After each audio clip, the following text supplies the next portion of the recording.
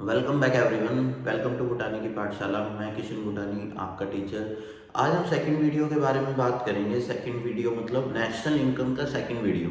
जिन्होंने first video नहीं देखा वो पहले जाके फर्स्ट वीडियो देखें, तभी आपको सेकंड वीडियो में कुछ समझ आएगा। और सेकंड वीडियो काफ़ी खास होने वाला है, थोड़ा लेंदी होने वाला है, क्योंकि चैप्टर में न्यूमेरिकल्स भी हैं और मैंने कहा था सेकंड वीडियो में न्यूमेरिकल्स की बनाऊंगा। तो आज वाली जो वीडियो है वो न्यूमेरिकल्स बेस्ड है, तो थोड़ा ध्यान से देखना पड़ेगा, थोड़ा ध्यान से करना पड़ेगा। आइए शुरू करते हैं ज़्यादा टाइम वेस्ट करे बिना। सेकंड वीडियो में मैं बात करता हूँ। सबसे पहले एक टॉपिक पढ़ेंगे। टॉपिक का नाम है एनएफआई। एनएफआई का फुल फॉर्म होता है net factor income from abroad. Net factor income from abroad. अब एक बात याद रखना, कभी भी किसी चीज से पहले नेट लग जाए, जैसे यहाँ पे फैक्टर इनकम फ्रॉम अब्रॉड से पहले नेट लगा हुआ है, यहाँ पर फैक्टर इनकम फ्रॉम अब्रॉड से पहले क्या लगा हुआ है? नेट। इसका मतलब ये होता है कि फैक्टर इनकम फ्रॉम अब्रॉड में से कुछ माइनस हुआ है। आइए देखते हैं क्या माइनस हुआ है। फैक्टर इनकम फ्रॉम अब्रॉड में से माइनस हुआ है फैक्टर इनकम टू अब्रॉड। क्या माइनस हुआ है? Factor income to abroad. मतलब समझते हैं, कल हमने बात की थी फैक्टर इनकम क्या होती है। मेहनत से कमाई जाने वाली इनकम को हम फैक्टर इनकम बोलते हैं, जिसके बदले हम कोई गुड्स या कोई सर्विस प्रोवाइड करते हैं और उसके बदले हमें कुछ इनकम मिले तो वो फैक्टर इनकम होती है। और वही फैक्टर इनकम अगर हमारे लोग बाहर जाके कमा के ले आए, बाहर मतलब अब्रॉड में, रेस्ट ऑफ द वर्ल्ड या फॉरेन कंट्रीज में जाके कमा के ले आए, अगर हमारे लोग बाहर से कुछ कमा के ला रहे हैं मेहनत से, तो वो कहलाती है फैक्टर इनकम फ्रॉम अब्रॉड। और बाहर के लोग आके यहाँ पे कुछ कमा जाए, कमा कर ले जाए, तो that is factor income to abroad. For example, हमारे लोग बाहर गए और बाहर से 100 करोड़ रुपए कमा कर ले आए, बाहर वाले यहाँ आए और हमारे से 80 करोड़ कमा कर ले गए। Factor income from abroad 100 crore और factor income to abroad 80 crore. हमारी जेब में शुद्ध कितने रुपए बचे? That is 20 crore. तो ये हो गया एनएफआई। दूसरा टॉपिक जो हमें समझना है डेट इज एनआईटी। एनआईटी का फुल फॉर्म होता है नेट इनडायरेक्ट टैक्सेस। क्या होता है? Net indirect taxes. नेट लग गया, फिर से नेट लग गया। किससे पहले नेट लग गया? इनडायरेक्ट टैक्सेस से पहले। इनडायरेक्ट टैक्सेस से पहले नेट लग गया। इसमें से मतलब है कुछ माइनस हुआ है। मैं आपको बताता हूं, सब्सिडीज माइनस हुई है। क्या माइनस हुई है? सब्सिडीज। ध्यान से देखिए, इनडायरेक्ट टैक्स, हमने ये सब्सिडी वर्ड पहले भी सुना है। सिलेंडर पे मिलती है सब्सिडी। सिलेंडर पे सब्सिडी कैसे मिलती है मैं आपको बताता हूं। मान लो 500 रुपए का सिलेंडर है, उस पर 300 रुपए टैक्स लग रहा है, हमें 800 का पड़ रहा है। एग्जाम्पल ले रहे हैं। अब यही गवर्नमेंट क्या करती है? गवर्नमेंट कहती है मैं आपको टैक्स में से 250 रुपए वापसी कर रही हूँ। अब आपको टैक्स कितने रुपए पे करना है? 50। तो सिलेंडर हमें कितने का पड़ जाता है? 550 का। अब देखने में ऐसा लगता है कि हमने 800 रुपए पे करे, पर गवर्नमेंट टैक्स में से कुछ पैसे हमें वापसी कर देती है। जो पैसे हमें वापसी मिल जाते हैं टैक्स में से, दैट इज कॉल्ड सब्सिडी। देखो टैक्स कितने का लगा था? 300 का। सब्सिडी कितने की मिल गई? 250 की। नेट माने कि शुद्ध हमारी जेब पे कितना बर्डन आया? दैट इज 50 रुपए। वो एनआईटी होता है। ये एनएफआई है और एनआईटी हमारे बहुत काम आने वाले हैं, इसके बारे में हम बात। अब हम शुरू करते हैं न्यूमेरिकल्स। न्यूमेरिकल्स पे आते हैं। तो न्यूमेरिकल सीखने के लिए पहले आपको ये सीखना पड़ेगा कि 8 तरह की इनकम होती है। उसमें सबसे पहली इनकम होती है जीडीपी एट एमपी, दूसरी इनकम होती है जीडीपी एट एफसी, अगली इनकम होती है एनडीपी एट एमपी और फिर होती है एनडीपी एट एफसी। ये 8 तरह की इनकम है और भी लिख रहा हूं। फिर आती है GNP at MP, GNP at FC, NNP at MP और एनएनपी एट एफसी। ये 8 तरह की इनकम है अगर आप देख पा रहे हो। तो सबसे पहले GDP, gross domestic product at market price, gross domestic product at factor cost. इनकी फुल फॉर्म बता रहा हूं, net domestic product at market price, net domestic product at factor cost. Gross national product at market price, gross national product at factor cost, net national product at market price, net national product at factor cost. ये 8 तरह की income है। देखो पहले जी आ रहा है तो gross, N आ रहा है तो नेट, बीच में डी आ रहा है तो डोमेस्टिक, बीच में एन आ रहा है तो नेशनल, पी हर जगह सेम है, दैट इज प्रोडक्ट, एमपी आ रहा है तो मार्केट प्राइस और एफसी आ रहा है तो फैक्टर कॉस्ट। बस इतनी सी बात याद रखनी है। मेनली 3 वर्ड है, हमें इनकी फुल फॉर्म से हमें जो सीखना है वो ये है। देखो कन्वर्जन सीखना है। देखो या तो पहले ग्रोस आएगा या फिर नेट आएगा, अगर आप देख पा रहे हो, या तो ग्रोस आएगा या फिर नेट आएगा। उसके बाद या तो नेशनल आएगा बीच में, या फिर डोमेस्टिक आएगा, या तो मार्केट प्राइस आएगा या फिर फैक्टर कॉस्ट आएगा। इनमें से देख के बताएंगे ग्रोस बड़ा है या नेट बड़ा है। अगर आपका आंसर है ग्रोस तो आप सही हो। ग्रोस बड़ा होता है, नेट छोटा होता है। फॉर एग्जांपल सिलेंडर का एग्जांपल मैं दोबारा लेता हूं। सिलेंडर का एग्जांपल लेते हैं तो सिलेंडर पे 2 वेट लिखे होते हैं। लाल कलर का जो सिलेंडर आता है हमारे घर पे, उसमें 2 वेट लिखे होते हैं, एक ग्रोस वेट और एक नेट वेट। ग्रोस वेट होता है अंदर की गैस का वेट प्लस सिलेंडर के आयरन का वेट, और नेट वेट होता है सिर्फ और सिर्फ अंदर की गैस का वेट। तो ग्रोस बड़ा हुआ क्योंकि ग्रोस में अंदर की गैस का वेट प्लस सिलेंडर के आयरन का वेट दोनों आ रहे हैं। तो ग्रोस से नेट पे जाना हो तो माइनस करना पड़ता है, और नेट से ग्रोस पे जाना हो तो प्लस करना पड़ता है।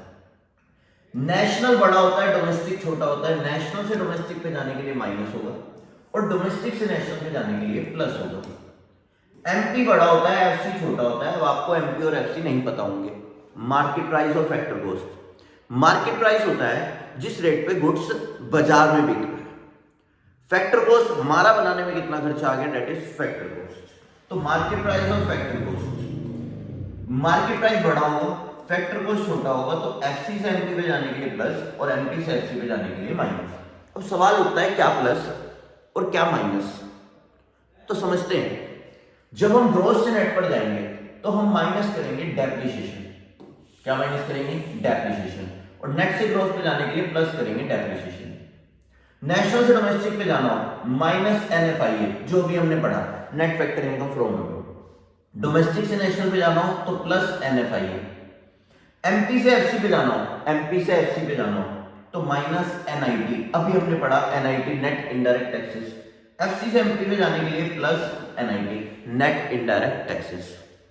आइए और चर्चा करते हैं। हमने ये सब क्यों सीखा, हमने इसलिए सीखा कि जो 8 नाम थे, जो भी हमने पिछली स्लाइड में पढ़े थे, ये 8 नाम, इनमें से आप किसी को भी उठा के, जैसे मैं जीडीपी एट एमपी को एनएनपी एट एफसी में कन्वर्ट कर रहा हूं। हमें कन्वर्जन सीखना था क्योंकि कन्वर्जन न्यूमेरिकल में बहुत ज्यादा काम आएगा। देखो, ग्रोस से नेट के लिए माइनस डेट, डोमेस्टिक से नेशनल के लिए प्लस एनएफआईए, प्रोडक्ट से प्रोडक्ट कुछ नहीं, एमपी से एफसी माइनस एनआईटी। ये देखो, ग्रोस से नेट के लिए, ग्रोस से नेट के लिए माइनस डेट, डोमेस्टिक से नेशनल के लिए, डोमेस्टिक से नेशनल पे जाना हो तो प्लस एनएफआईए, एमपी से एफसी पे जाना हो, ये देखो एमपी से एफसी पे जाने के लिए माइनस एनआईटी। तो कुछ नहीं, ये हो गया कन्वर्जन, इसे बोलते हैं कन्वर्जन। अब आप जिसको चाहो और जिसमें चाहो कन्वर्ट कर सकते हो। फॉर एन एग्जांपल, मान लो मैं चाहता हूं जीएनपी एट एफसी को एनएनपी एट एफसी में कन्वर्ट करूं, तो देखो अब कितना आसान होगा। ग्रोस से नेट पे जाने के लिए, ग्रोस से नेट पे जाने के लिए माइनस डेप्रिसिएशन। नेक्स्ट, नेशनल से नेशनल कुछ नहीं करना, प्रोडक्ट से प्रोडक्ट कुछ नहीं करना, एफसी से एफसी कुछ नहीं करना, सिर्फ एक चीज माइनस हुई डेप, और जीएनपी एट एफसी किसमें कन्वर्ट हो गया, एनएनपी एट एफसी में।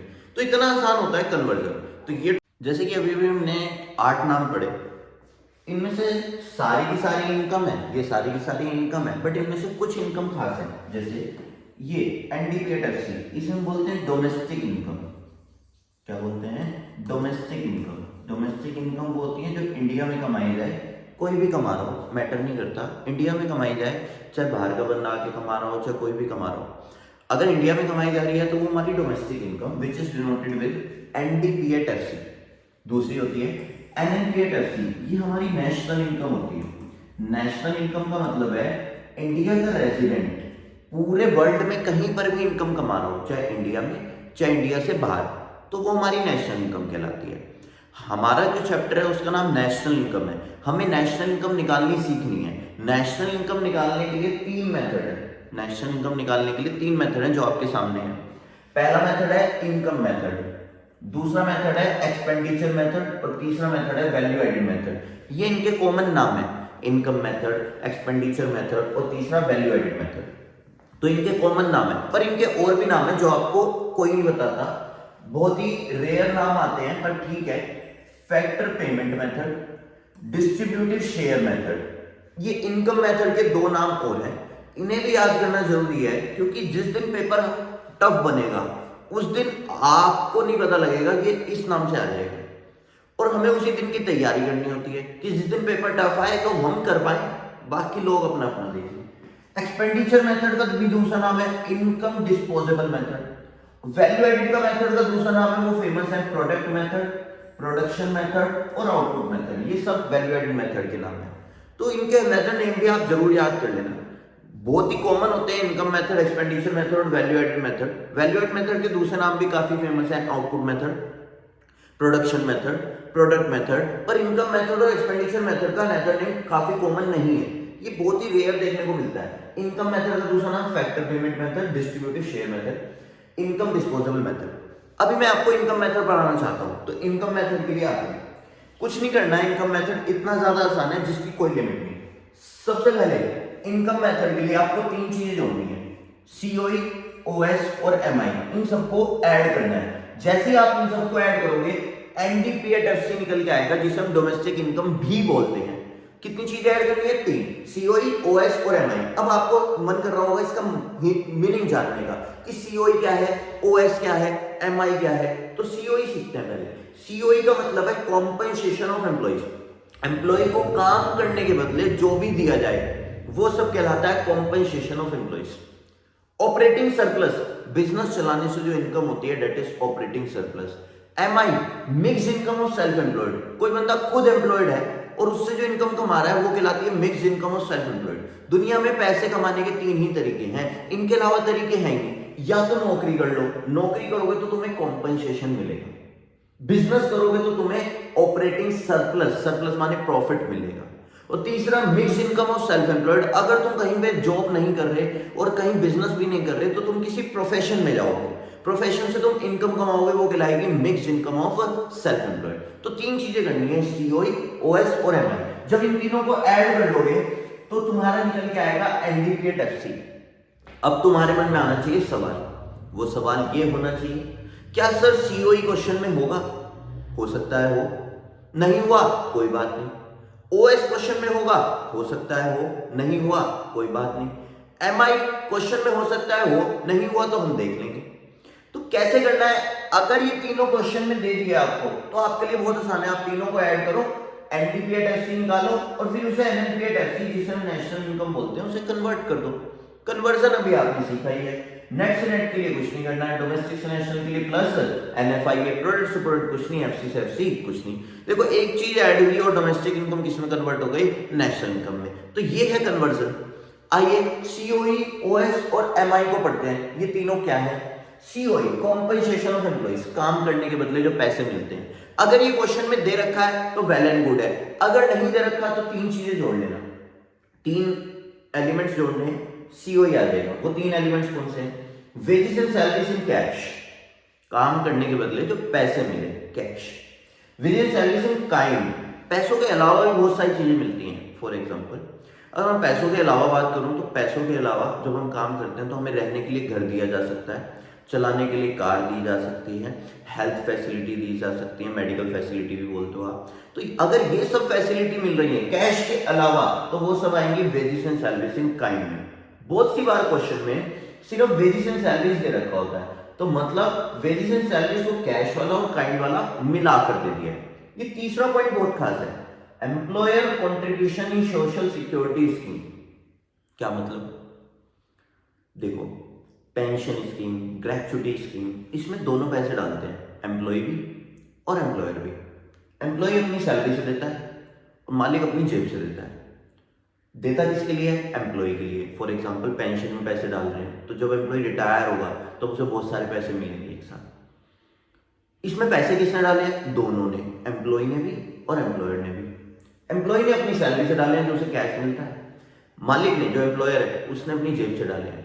हमें यहाँ पे एम्प्लॉयर वाला कंट्रीब्यूशन जोड़ना है क्योंकि एम्प्लॉय की सैलरी में पहले जोड़ चुकी जिसमें से वो कंट्रीब्यूशन देगा, तो पहले से जुड़ चुकी जो चीज उसे आप दोबारा नहीं जोड़ोगे। इसलिए यहाँ पे सिर्फ किसका कंट्रीब्यूशन जुड़ेगा? एम्प्लॉयर वाला। जो एम्प्लॉयर ने अपने एम्प्लॉय के लिए पेंशन स्कीम में या ग्रेचुटी स्कीम में या सोशल सिक्योरिटी स्कीम में कंट्रीब्यूशन करा है, इसका पूरा नाम है employer contribution in social security scheme, short में इसे एसएसएस बोल देते हैं। अगर ये तीनों चीजें हैं, आप तीनों चीजों को ऐड करो, सीओई आ जाएगा। बाय चांस इसमें से एक आधी चीज मिसिंग है तो कोई बात नहीं, बाकी दो चीजें जोड़ दो तब भी सीओई आ जाएगा। ओएस, अगर क्वेश्चन में ओएस दे रखा है तो वेल एंड गुड है, फिर आपको कुछ नहीं सोचना, बस ओएस को उठा के ऐड कर देना। अगर ओएस नहीं दिया तो आपको 3 चीजें जोड़नी पड़ेगी, that is RIP, rest in peace. ऐसा मत सोचना रेस्ट इन पीस। देखिए जरा, रेंट और रॉयल्टी, सबसे पहली चीज रेंट एंड रॉयल्टी। जब हम किसी से कोई चीज रेंट पर ले लेते हैं तो बदले में पैसे मिलते हैं, डेट इज रेंट। अगर ज्यादा टाइम के लिए देते हैं, लीज पर दे देते हैं, तो एक रॉयल्टी मिलती है, बहुत सारा पैसा एक साथ मिलता है, that is called royalty. Rent and royalty plus interest, कई लोगों के पास पैसे ज्यादा होते हैं तो वो ब्याज पे चढ़ा के इंटरेस्ट कमाते रहते हैं। कई लोगों का बिजनेस होता है तो वो उससे प्रॉफिट कमाते हैं। कई बार प्रॉफिट भी क्वेश्चन में नहीं होता। अगर प्रॉफिट क्वेश्चन में नहीं है तो आप 3 चीजें जोड़ सकते हो, that is dividend, corporation tax and undistributed profit. वो पैसा जो बिजनेस से मालिक अपने घर ले जाता है उसे हम बोलते हैं डिविडेंड। जब हम इनकम कमाते हैं तो हमें गवर्नमेंट को टैक्स देना पड़ता है, डेट इज कॉर्पोरेशन टैक्स। कुछ पैसा हम बिजनेस के फ्यूचर के लिए बचा लेते हैं, डेट इज अनडिस्ट्रीब्यूटेड प्रॉफिट। अगर आपको एमआई नहीं दिया तो जीरो हो जाएगा, आप उसे जीरो लिख देना। दिया तो ठीक है, नहीं दिया तो नहीं दिया, जीरो लिख देंगे। उसका कोई पार्ट्स नहीं, तो करना क्या है, सीओई, ओएस और एमआई उठा के एनडीपी एफसी निकालना है, फिर उसे एनएनपी एफसी में कन्वर्ट कर लेना है, बस इतना सा है। ये था इनकम। ये बात है अब एक्सपेंडिचर मेथड, जो हमारा दूसरा मेथड है। ये भी काफी आसान है, आपने कुछ नहीं करना, 4 चीजों को ऐड करना है, सी प्लस जी प्लस आई और प्लस एक्स माइनस एन। जब आप 4 चीजें ऐड करोगे तो निकल के आएगा GDP at MP. Income method में हमने 3 चीजें ऐड करी थी, सीओई, ओएस और एमआई, एनडीपी एट एफसी निकल के आया था। इसमें आपको 4 चीजें ऐड करनी है, सी प्लस जी प्लस आई प्लस एक्स माइनस एम, और चारों चीजें क्वेश्चन में गिवन होंगी। आइए देखते हैं कैसे कैसे। सी का मतलब private final consumption expenditure. Private sector ने फाइनल गुड्स को कंज्यूम करने के लिए जो खर्चा करती है। देखो नाम है एक्सपेंडिचर मेथड, हम एक्सपेंडिचर जोड़ के इनकम निकालने की कोशिश कर रहे हैं। सर एक्सपेंडिचर जोड़ के इनकम कैसे आएगी? जब कोई खर्चा करता है तो किसी दूसरे की इनकम हो जाती है। फॉर एग्जाम्पल, आपने खर्चा किया, स्कूल वालों की इनकम हो गई, या आपने खर्चा किया, किसी और की इनकम हो गई। जब आप खर्चा करते हो तो किसी और की इनकम बन जाती है।